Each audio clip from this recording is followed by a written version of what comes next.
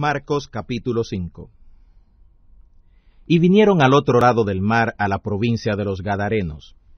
Y salido él del barco, luego le salió al encuentro un hombre de los sepulcros con un espíritu inmundo, que tenía domicilio en los sepulcros, y ni aun con cadenas le podía alguien atar. Porque muchas veces había sido atado con grillos y cadenas, mas las cadenas habían sido hechas pedazos por él, y los grillos desmenuzados, y nadie le podía domar. Siempre de día y de noche andaba dando voces en los montes y en los sepulcros, e hiriéndose con las piedras. Y cuando vio a Jesús de lejos, corrió y le adoró. Clamando a gran voz, dijo: ¿Qué tienes conmigo, Jesús, Hijo del Dios Altísimo? Te conjuro por Dios que no me atormentes, porque le decía: Sal de este hombre, espíritu inmundo. Y le preguntó: ¿Cómo te llamas? Y respondió diciendo: Legión me llamo, porque somos muchos.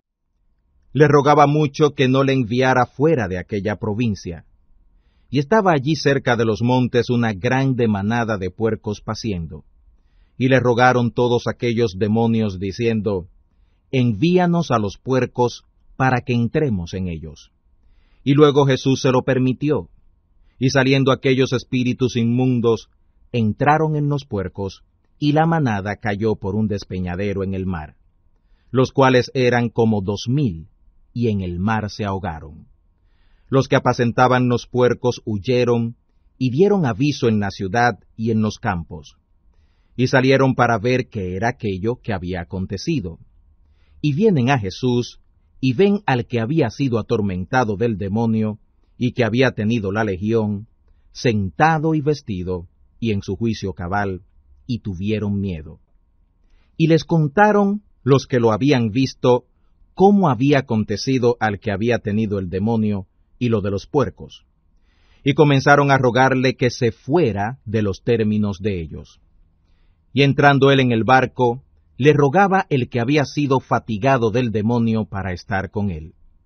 Pero Jesús no le permitió, sino le dijo: Vete a tu casa, a los tuyos, y cuéntales cuán grandes cosas el Señor ha hecho contigo, y cómo ha tenido misericordia de ti.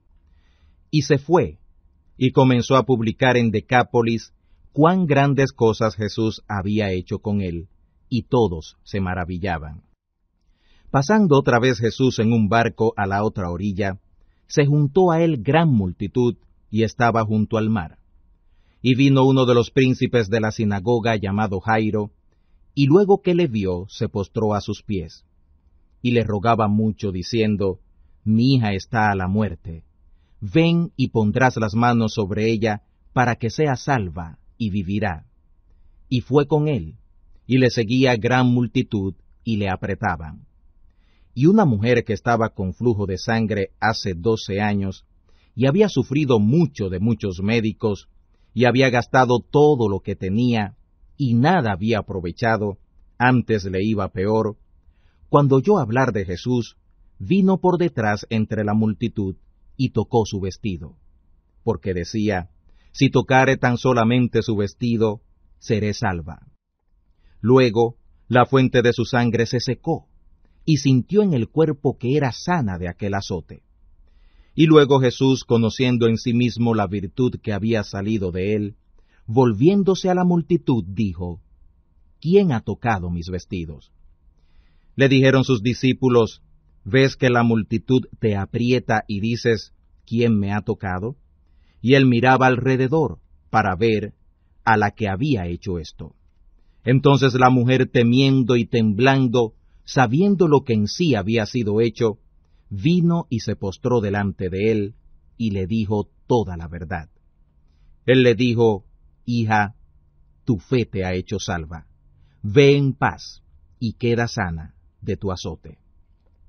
Hablando aún él, vinieron de casa del príncipe de la sinagoga, diciendo: Tu hija es muerta. ¿Para qué fatigas más al maestro? Mas luego Jesús, oyendo esta razón que se decía, dijo al príncipe de la sinagoga: No temas, cree solamente. Y no permitió que alguno viniera tras él, sino Pedro y Jacobo, y Juan, hermano de Jacobo.